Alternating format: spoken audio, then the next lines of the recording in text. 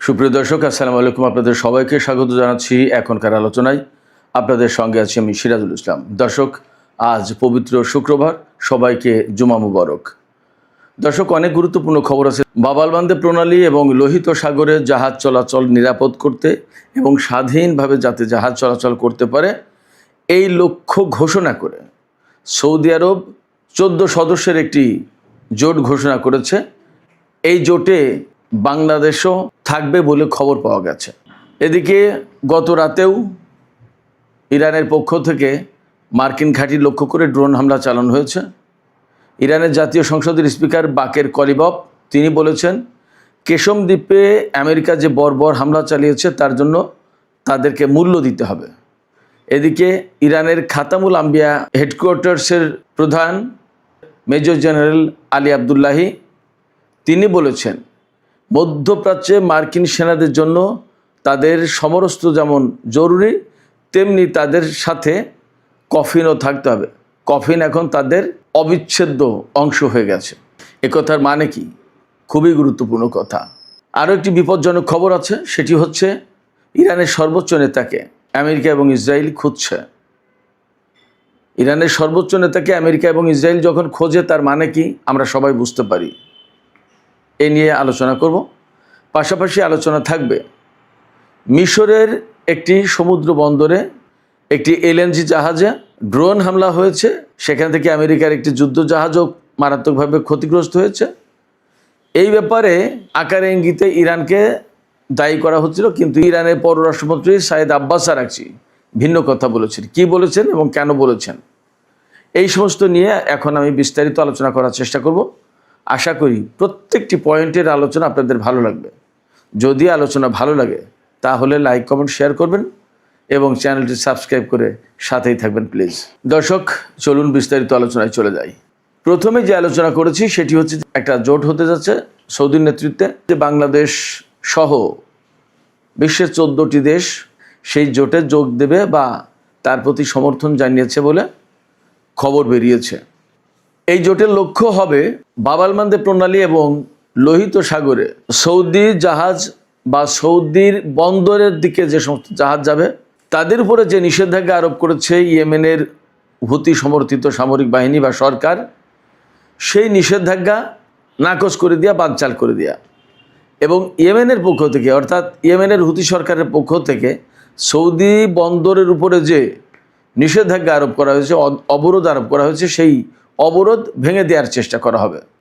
এই জন্য সৌদি আরব ইয়েমেনের সাথে সম্ভবত একা পারছে না পারার কারণে জোট গঠনের ঘোষণা দিয়েছে। এবং এই লক্ষ্যে গতকাল সৌদি আরবে মোট 43টি দেশের অংশগ্রহণে একটি সম্মেলন অনুষ্ঠিত হয়েছে। সেই সম্মেলন থেকে যে সমস্ত দেশ সৌদি আরবের এই জোটের প্রতি সমর্থন দিয়েছে তারা হলো কুয়েত, বাহরাইন, কাতার, বাংলাদেশ, পাকিস্তান, তুরস্ক, সুদান, সোমালিয়া, জিবুতি, জর্ডান, মিশর, ইয়েমেনের যে সৌদি সমর্থিত অংশ তারা, এবং কমোরস নামে আরেকটি দেশ। আল জাজিরা খবর দিয়েছে কমোরস আছে, কিন্তু কোনো কোনো জায়গায় পাওয়া যাচ্ছে কমোরস না, নাইজেরিয়া আছে। জানি না এই দুই দেশের কোনটা। 43টি দেশ অংশগ্রহণ করেছিল সম্মেলন, তাতে এই 14টি দেশ সমর্থন দিয়েছে। আর সৌদি আরব এই জোটের নেতৃত্বে থাকবে, জোটের হেডকোয়ার্টার থাকবে সৌদি আরবে। লক্ষণীয় বিষয় হচ্ছে মধ্যপ্রাচ্যের যে সমস্ত দেশ রয়েছে তার ভিতরে গুরুত্বপূর্ণ কয়েকটি দেশ এই জোটে নেই, যেমন ইরাক, ওমান এবং সংযুক্ত আরব আমিরাত। আর এই যে জোট করা হয়েছে, এই জোট যদি স্বাভাবিক উপায়ে এই অবরোধ বা নৌ চলাচলের স্বাধীনতা নিশ্চিত করার চেষ্টা করে তাহলে সেটা হচ্ছে একদিক।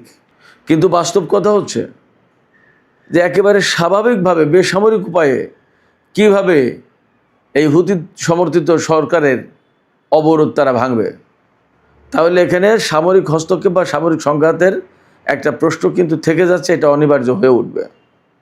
সেই জায়গায় এই যে মুসলিম এই সমস্ত দেশ সৌদি আরবকে সমর্থন দিয়ে একটা যুদ্ধের প্রেক্ষাপট তৈরি করতে যাচ্ছে বা হচ্ছে, এটা কতটা ভালো হবে, কতটা মুসলিম বিশ্বের স্বার্থ রক্ষা করবে সেটা কিন্তু ভেবে দেখার ব্যাপার। এখানে কিন্তু প্রত্যেকটা মুসলিম দেশ, তা মুসলিম দেশ যদি সৌদি আরবের ডাকে সাড়া দেয় এবং আমেরিকাও আছে শুনতে পাচ্ছি।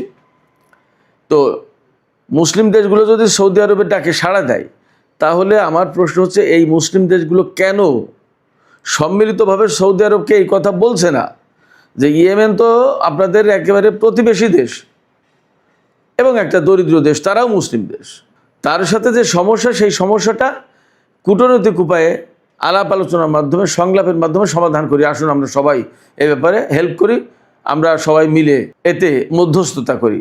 এটা কিন্তু অনেকে বলতে পারতো, বিশেষ করে তুরস্ক, পাকিস্তান, অনেক দেশ, কিন্তু তা না করে এখন নতুন করে কেন এরকম জোটবদ্ধ হচ্ছে আমি বুঝতে পারি না। সৌদি আরব নিজেই তো বিশ্বের সবচেয়ে বেশি অস্ত্র আমদানি করা বা অস্ত্র কেনা দেশ। আমেরিকা, ইউরোপের প্রচুর পরিমাণে অস্ত্র সৌদি আরব কেনে। আমেরিকার অস্ত্র শিল্প তো টিকেই আছে সৌদি আরবে, কাতার এবং সংযুক্ত আরব আমিরাতের টাকার উপরে, কুয়েতের টাকার উপরে। সেই সৌদি আরব ইয়েমেনের চেয়ে অনেক বেশি শক্তিশালী অনেক দিক দিয়ে। তার সাথে আবার 15-16টা দেশ, 14-15টা দেশ লাগছে জোট করতে ইয়েমেনের বিরুদ্ধে লড়াই করার জন্য। এটা কেমন কথা, কেমন মুসলিম ভ্রাতৃত্ব এবং কেমন প্রতিবেশী সুলভ আচরণ। সৌদি আরব হচ্ছে পবিত্র মক্কা মদিনা শরীফের খাদেম, মুসলিম বিশ্বের নেতা, তাদেরকে আমরা অনুকরণ করব। সেই জায়গায় একটা প্রতিবেশী দেশ এবং দুর্বল দেশ, অভাবী দেশ, গরিব দেশ, তাদের উপরে এইভাবে তাকে একেবারে আষ্টে পৃষ্ঠে বেঁধে ফেলে তাকে শেষ করে দেওয়ার চেষ্টা, এটা কেমন কথা হচ্ছে? এই জায়গায় তো কূটনীতির প্রয়োজন। সমস্যা হয়েছে সেটা ঠিক আছে, সৌদি আরবের সাথে ইয়েমেনের একটা সংঘাত হয়েছে অনেকদিন ধরে। এখানে মুসলিম বিশ্বের দায়িত্ব ছিল তো তাদেরকে আলোচনা টেবিলে বসানো এবং একটা মধ্যস্থতা করা। তা না করে এখন কেন তুরস্ক বা পাকিস্তান বা আরও এরকম যে সমস্ত দেশ যথেষ্ট প্রভাবশালী, সামরিক দিক দিয়ে শক্তিধর দেশ, তারা কেন এই জোটে যুক্ত হয়ে আরেকটা যুদ্ধের প্রেক্ষাপট তৈরি করার ব্যবস্থা করছে? আমরা আজকের এই আলোচনার মধ্য দিয়ে বাংলাদেশ সহ মুসলিম বিশ্বে যে সমস্ত গুরুত্বপূর্ণ দেশ আছে, বিশেষ করে যারা এই জোটে যোগ দিতে যাচ্ছে বা যোগ দেওয়ার খবর বেরিয়েছে, তাদের প্রতি একান্ত অনুরোধ জানাবো, একান্ত আহ্বান জানাবো, এই যুদ্ধ কখনোই কোনো সমাধান আনবে না। দয়া করে আপনারা আলোচনার ব্যবস্থা করুন, কূটনৈতিক উদ্যোগ নিন এবং এই কাজে রাশিয়া আর চীনের সহযোগিতা নিয়ে যেতে পারে। তারা এখানে অনেক ভালো গুরুত্বপূর্ণ ভূমিকা পালন করতে পারে। একটা বিষয় খেয়াল করবেন, যখন 2015 সালে সৌদি আরব ইয়েমেনের সাথে যুদ্ধে জড়িয়ে গেল এবং তখনও জোট করে জড়িয়েছে, সৌদি আরব একা না, এটা কিন্তু আমেরিকার বৈশিষ্ট্য। কোনো দেশের বিরুদ্ধে যুদ্ধ করতে গেলে জোট পাকায় যুদ্ধ করতে দেয়। তো সেই জায়গায় পাকিস্তান কিন্তু সৌদি ডাকে সেই জোটে যুক্ত হয়নি এবং যুদ্ধ করেনি। পাকিস্তানের প্রধানমন্ত্রী ছিলেন তখন নওয়াজ শরীফ, এখনকার যে শাহবাজ শরীফ তার বড় ভাই। পাকিস্তান কিন্তু যথেষ্ট কৌশলে এবং শক্ত অবস্থানে থেকে সৌদি আরবের পক্ষে সেই সময় যুদ্ধে নামেনি, যদিও সৌদি আরবের সাথে পাকিস্তানের অনেক সামরিক চুক্তি আছে। আমি জানি না, এখনই বলা যাচ্ছে না যে কি হচ্ছে অ্যাকচুয়ালি, সৌদি আরব এই জোট নিয়ে যুদ্ধ শুরু করবে কিনা, কিন্তু জোট যে কারণে বা যে উদ্দেশ্যে গঠন করা হচ্ছে তাতে সংঘাত অনিবার্য হয়ে উঠবে মোটামুটি বলা যায়।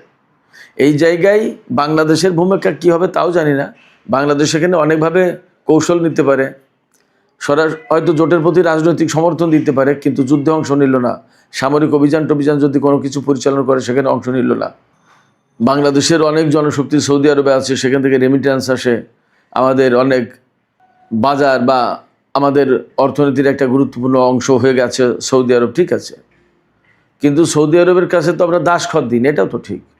আমরা জনশক্তি পাঠিয়েছি, আমাদের জনশক্তি তো এমনি কাজ করছে না, আমরা সেখানে পয়সা নিচ্ছি, তাদের কাজ দিচ্ছি।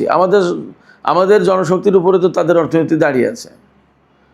আমাদের জনশক্তি রপ্তানি করছি, তারা যে আমাদেরকে বিশেষ উপকার করে দিয়েছে ব্যাপারটা তাও না। আমাদের জনশক্তি তাদের অর্থনীতিকে দাঁড় করে রেখেছে এবং চালিয়ে রেখেছে। আমাদের জনশক্তি বলতে আমাদের ভারতের, পাকিস্তানের, বিশ্বের বিভিন্ন দেশের জনশক্তি গিয়ে সৌদি আরবের অর্থনীতি গড়ে দিয়েছে এবং সেটা চলছে। আর সেখানে জনশক্তি পাঠিয়েছি বলে তাদের হয়ে যুদ্ধ করতে হবে, এটাও কোনো যুক্তিসঙ্গত না, এটা একটা অন্যায় দাবি। এই জায়গা থেকে বাংলাদেশকে একটু শক্ত অবস্থানে থাকতে হবে আমি মনে করি। আবার কূটনীতির আশ্রয় নিতে হবে। আমাদের স্বার্থও দেখতে হবে, যাতে সৌদি আরবের সাথে কূটনৈতিক সম্পর্ক খারাপ না হয় সেদিকেও চেষ্টা করতে হবে। এবং আমি মনে করি এই জায়গায় আমি আগেই বলেছি, যখনই সৌদি আরবের সাথে ইয়েমেনের দ্বন্দ্ব শুরু হয়েছে এবং বাব-আল মানদেব কেন্দ্রিক প্রবলেম হলো, তখনই আমি বলেছি, আমি পরামর্শ দিয়েছি, আমি আহ্বান জানিয়েছি যে বাংলাদেশের পক্ষ থেকে এখনই একটা গুরুত্বপূর্ণ জরুরি ভিত্তিতে কূটনৈতিক উদ্যোগ নেওয়া দরকার। এবং এই কূটনৈতিক উদ্যোগের সাথে পাকিস্তান, চীন, রাশিয়া এই সমস্ত দেশকে অন্তর্ভুক্ত করা যায়, এমনকি মালয়েশিয়াকেও অন্তর্ভুক্ত করা যায়। তুরস্ককে এখন আর অন্তর্ভুক্ত করার সুযোগ নেই, তারপরেও তার সাথে আলোচনা করা যায়। জোটে হয়তো অনেকেই আছে, কিন্তু জোটে থাকার মানে তো এই না যে সবাই সরাসরি যুদ্ধে অংশগ্রহণ নেবে বা অংশগ্রহণ করতে হবে। সেক্ষেত্রে জোটে থেকেও এর ভেতর থেকে একটা গ্রুপ, কয়েকটা দেশ মিলে সৌদি আরবকে বোঝানোর চেষ্টা করা যেতে পারে। এবং এটা খুব জরুরি মুসলিম বিশ্বের জন্য, মুসলিম উম্মার জন্য, মধ্যপ্রাচ্যের জন্য। সবচেয়ে বড় কথা হচ্ছে যে বাব-আল মানদেব প্রণালী বা লোহিত সাগর বা এডেন উপসাগর মুক্ত করার জন্য এই জোট গঠন করা হয়েছে। যুদ্ধ করে কি মুক্ত হবে? প্রতিদিন প্রতিনিয়ত সেখানে যুদ্ধ চলতেই থাকবে, তাহলে কি করে মুক্ত হলো? যুদ্ধ করে মুক্ত হবে না, আলোচনার মাধ্যমেই সৌদি আরব এবং ইয়েমেনের ভেতরকার সংকট সমাধান করতে হবে। যুদ্ধবিরতি তো 2021 সাল থেকে চলছিল, কেন সৌদি আরব ইরানি বিমান লক্ষ্য করে হামলা চালাতে গেল ইয়েমেনে? সৌদি আরব যদি ইয়েমেনের উপরে নিষেধাজ্ঞা দেয়, তো ইয়েমেনও সৌদি আরবের উপর নিষেধাজ্ঞা দিতেই পারে। যুদ্ধ তো, সৌদি আরব যদি একটা ঢিল মারে, তো ইয়েমেনও তো একটা ঢিল মারছে। তো সেই যুদ্ধ যদি বৈধ হয়, তাহলে সৌদি আরব ইয়েমেনের উপরে অবরোধ আরোপ করেছে, ইয়েমেনও সৌদি আরবের উপর অবরোধ আরোপ করেছে, সেটা অবৈধ হবে কেন? এবং সেইটা খোলার জন্য এখন এত এত দল, এত এত জোট করতে হবে। এতে কি অ্যাকচুয়ালি লোহিত সাগর, বাব-আল মানদেব প্রণালী, এডেন উপসাগর এগুলো উন্মুক্ত হবে? হবে না। প্রচুর রক্তক্ষয় হবে, প্রাণহানি হবে, এবং এতে তেলের বাজার আরও বেশি ঊর্ধ্বমুখী হবে। যুদ্ধের মধ্য দিয়ে কোনো মতেই হরমুজ প্রণালী, বাব-আল মানদেব প্রণালী কোনো কিছু খোলা যাবে না। আলোচনা এবং বাস্তবতার ভিত্তিতে তার সমাধান করতে হবে। আমরা আশা করি বাংলাদেশ সরকার বা এই জোটে যারা প্রভাবশালী দেশ আছে সৌদি আরব বাদে, এই প্রভাবশালী দেশগুলো মিলে নতুন করে সলা পরামর্শ করে হয়তো জোট একটা গঠন হলো, কিন্তু যুদ্ধ না করে কিভাবে আরও এগিয়ে যাওয়া যায় সেই একটা চেষ্টা করা উচিত। এখানে একটু তথ্য দিয়ে রাখি, এই যে বাব-আল মানদেব প্রণালী, লোহিত সাগর, এই পথে 2023 সালের একটা পরিসংখ্যান দিতে পারি। 2023 সালে প্রতিদিন 8,60,00,000 ব্যারেল তেল পরিবহন করা হয়েছে এই পথে, আর গ্যাস পরিবহন করা হয়েছে প্রতিদিন 400 কোটি ঘনফুট। আপনারা চিন্তা করেন তাহলে কত গুরুত্বপূর্ণ এই নৌরুট, এই বাব-আল মানদেব প্রণালী। সেই প্রণালী যখন বন্ধ, আর তাকে যদি যুদ্ধ করে মুক্ত করতে যেতে হয়, তাহলে গ্যাসের দাম, তেলের দাম কোথায় যাবে? বিশ্ব অর্থনীতিতে কী অবস্থায় দাঁড়াবে? আর এই প্রণালী দিয়ে তো শুধু তেল এবং গ্যাস যায় না, ইলেকট্রনিক্স পণ্য, পোশাক সামগ্রী, তারপরে সার, আরও গুরুত্বপূর্ণ কত জিনিস যায়। চীন, Japan, Korea, Malaysia, Indonesia, Philippines, Singapore, Vietnam, এই সমস্ত কত গুরুত্বপূর্ণ অর্থনৈতিক শক্তি এই সমস্ত দেশ, তাদের সমস্ত পণ্য ইউরোপ আমেরিকায় যেতে গেলে বেশিরভাগই এই বাব-আল মানদেব প্রণালীর লোহিত সাগর, সুয়েজ খাল হয়ে ভূমধ্য সাগর দিয়ে, আটলান্টিক দিয়ে ইউরোপ আমেরিকায় যায়। অতএব যুদ্ধ করে এখানে সমাধান হবে এটা আসলে ভাবার কোনো সুযোগ নেই। আমি মনে করি এখানে কূটনীতি শেষ কথা। দর্শক, এবার আমরা ইরানের যুদ্ধ প্রসঙ্গে আসি। ইরান গত রাতেও কুয়েতে একটি মার্কিন সামরিক ঘাঁটির উপর ড্রোন হামলা চালিয়েছে এবং তাতে ক্ষয়ক্ষতি হয়েছে অবধারিত। বড় কোনো খোঁজখবর এখন আমার কাছে আপাতত নেই, তবে এইটুকু বলি যে ইরানের জাতীয় সংসদের স্পিকার বাকের কলিবাফ তিনি বলেছেন গতকাল যে কেশম দ্বীপে আমেরিকা হামলা চালিয়েছিল এবং সেই হামলায় একটি বাড়ি একদম বিধ্বস্ত হয়ে চাপা পড়ে মা বাবা এবং ছোট্ট একটি মেয়ে মারা গেছে। সেই ব্যাপারে সরাসরি হুমকি দিয়ে বলেছেন বাকের কলিবাফ যে আমেরিকাকে এই বর্বর হামলার জন্য মূল্য দিতে হবে। এদিকে ইরানের খাতামুল আম্বিয়া হেডকোয়ার্টার্স, এই হেডকোয়ার্টার্স থেকে ইরানের সমস্ত বাহিনীর যুদ্ধ কৌশল সমস্ত সব কিছু এখান থেকে কোঅর্ডিনেট করা হয়, পরিচালনা করা হয়। এই খাতামুল আম্বিয়া হেডকোয়ার্টার্সের যিনি commander major general Ali Abdullahi, তিনি হুঁশিয়ারি উচ্চারণ করে বলেছেন আমেরিকার সেনাদের জন্য এখন কফিন অনিবার্য হয়ে উঠেছে। কফিন তাদের জন্য এখন অবিচ্ছেদ্য অংশ। জেনারেল আবদুল্লাহি বলেছেন যে আমেরিকার সেনাদের জন্য যেমন সামরিক সরঞ্জাম মাস্ট অপরিহার্য, তেমনি কফিনও অপরিহার্য। এর মানে হচ্ছে ইরান প্রচণ্ডভাবে হামলা চালাবে আমেরিকানদের উপরে এবং আমেরিকার সেনাদের টার্গেট করে এখন প্রতিনিয়ত হামলা চলবে। এখন আর ইরান সম্ভবত অনেক ছাড় দেওয়ার নীতি আর চর্চা করবে না। তার মানে মার্কিন সেনাদের উপর এখন প্রচণ্ড হামলা চালাবে একাধারে ইরান, যার কারণে কফিন প্রয়োজন হবে, এই কথা তিনি বলেছেন। এবার সে ইরানের পররাষ্ট্রমন্ত্রী সাইদ আব্বাস আরাকচি তিনি বলেছেন মিশরের যে বন্দরে একটি এলএনজিবাহী জাহাজের উপর হামলা হয়েছে এবং তাতে বিস্ফোরণ ঘটে আমেরিকার একটি যুদ্ধ জাহাজও ধ্বংস হয়েছে। সেই ব্যাপারে আকারে ইঙ্গিতে বিভিন্ন পক্ষ থেকে, বিশেষ করে আমেরিকার পক্ষ থেকে ইরানকে দায়ী করা হচ্ছিল বা ইয়েমেনকে। ইয়েমেন, ইরান সবাই বলেছে যে আমরা এই হামলার সাথে নেই, আমরা এই হামলা করিনি। ইরান বলেছে যে এই হামলার পেছনে থাকতে পারে ইহুদিবাদী ইসরায়েল, ইরানের ভাষায় ইসরায়েল থাকতে পারে এবং সেখানে বরং ইরানকে দায়ী করানোর চেষ্টা করা হচ্ছে। এটা ঠিক না, আমরা এর সাথে নেই। বরং মিশরের নিরাপত্তা আমাদের কাছে অনেক গুরুত্বপূর্ণ। মিশর আমাদের আঞ্চলিক বন্ধু দেশ, তাদের নিরাপত্তাকে আমরা যথেষ্ট গুরুত্ব দিই। মিশরের উপরে আমাদের হামলা চালানোর কোনো কারণ নেই, প্রশ্নও নেই।